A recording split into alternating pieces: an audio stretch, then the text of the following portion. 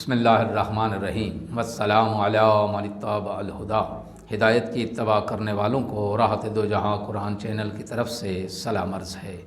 تمام تعریفیں اس پروردگار کے لیے ہیں جو جمال و بزرگی اور عظمت و ستائش والا ہے۔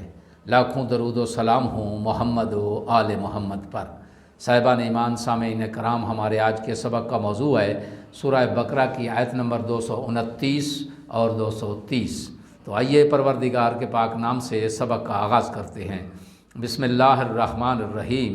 الطلاق مرتان فامساک بمعروف او تسریح باحسان ولا یحل لکم ان تأخذوا مما آتیتموہن شیئا الا ان یخافا الا یقیما حدود اللہ فإن خفتم اللہ یقیم حدود اللہ فلا جناح علیہما فیما افتدت بہ تلک حدود اللہ فلا تعتدوها ومن یتعد حدود اللہ فاولئک هم الظالمون۔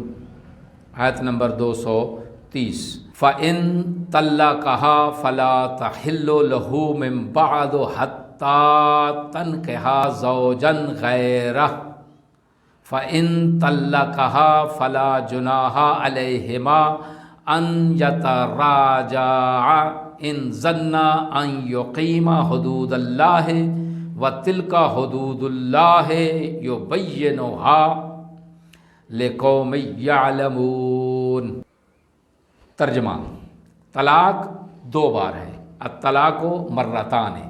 پھر یا تو شائستہ طور پر عورتوں کو اپنی زوجیت میں رکھ لیا جائے یا اچھے پیرائے میں انہیں رخصت کیا جائے، اور یہ جائز نہیں کہ جو کچھ تم انہیں دے چکے ہو اس میں سے کچھ واپس لے لو، مگر یہ کہ زن و شوہر کو خوف ہو کہ وہ اللہ کی حدود کو قائم نہیں رکھ سکیں گے۔ پس اگر تمہیں یہ خوف ہو کہ زوجین اللہ کی حدود کو قائم نہیں رکھ سکیں گے تو زوجین کے لیے اس مال میں کوئی مضائقہ نہیں جو عورت بطور معاوضہ دے دے۔ یہ اللہ کی مقرر کردہ حدود ہیں، سو ان سے تجاوز نہ کرو، اور جو لوگ حدود الہی سے تجاوز کرتے ہیں پس وہی ظالم ہیں۔ آیت نمبر 230 کا ترجمہ: اگر تیسری بار پھر طلاق دے دی تو وہ عورت اس کے لیے اس وقت تک حلال نہ ہوگی جب تک کسی دوسرے شخص سے نکاح نہ کر لے۔ ہاں، اگر دوسرا خامند طلاق دے اور عورت اور مرد دونوں ایک دوسرے کی طرف رجوع کریں تو کوئی حرج نہیں، بشرطے کہ انہیں امید ہو کہ وہ حدود الہی کو قائم رکھ سکیں گے، اور یہ ہیں اللہ کی مقرر کردہ حدود جنہیں اللہ دانش مندوں کے لیے بیان کرتا ہے۔ آیات کی تفسیر: شوہر اپنی منکوحہ بیوی کو 2 مرتبہ طلاق دے کر رجوع کر سکتا ہے۔ اگر 2 مرتبہ طلاق دے کر رجوع کر چکا ہو تو اس کے بعد جب کبھی وہ اسے تیسری بار طلاق دے گا تو عورت اس سے مستقل طور پر جدا ہو جائے گی۔ تیسری طلاق کے بعد رجوع کا حق ختم ہو جائے گا، لہٰذا 2 مرتبہ طلاق دینے کے بعد شوہر بہتر طریقے سے رجوع کرتے ہوئے بیوی کو اپنی زوجیت میں رکھ لے یا تیسری طلاق دے کر اسے مستقل طور پر فارغ کر دے، یہ اس کے اختیار میں ہے۔ اور دوسری یہ کہ وہ مہر جو شوہر اپنی بیوی کے عقد نکاح میں معین کرے اس میں سے کوئی چیز نہ دے یا واپس مانگنے کا اسے حق حاصل نہیں ہے۔ ایسا کرنا تصریح بالاحسان کے منافی ہے۔ اور تیسری بات اس میں یہ ہے، اگر میاں بیوی اسلامی احکام کی حدود میں رہ کر اپنی زوجیت کا نظام برقرار نہ رکھ سکیں اور عورت مرد سے اس حد تک متنفر ہو جائے کہ وہ اس کے ساتھ زندگی نہ گزار سکتی ہو، تو اس صورت میں عورت کچھ معاوضہ دے کر شوہر سے طلاق حاصل کر سکتی ہے۔ اسے اصطلاح میں خلا کہتے ہیں۔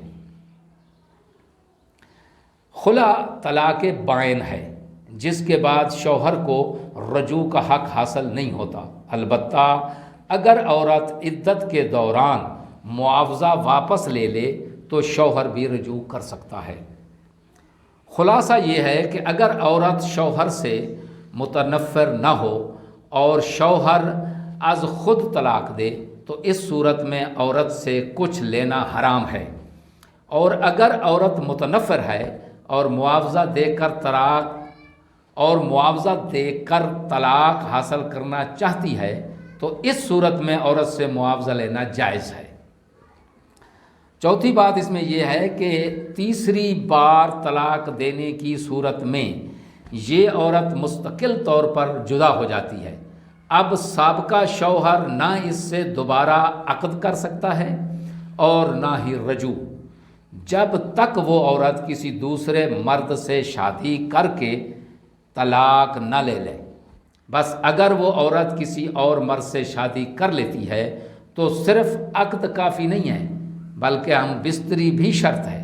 پھر اگر وہ اسے طلاق دے دے تو پہلے شوہر کے لیے جائز ہے کہ وہ اس عورت سے تیسری بار عقد کر لے۔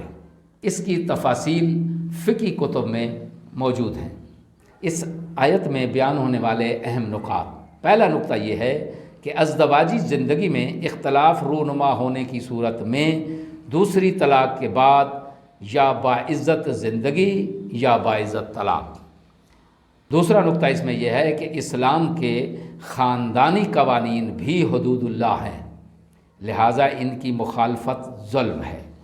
دعا ہے کہ خداوند عالم ہمیں خوشگوار ازدواجی زندگی نصیب فرمائے اور حدود اللہ کی پاسدار کرنے کی توفیق عظیم عنایت فرمائے۔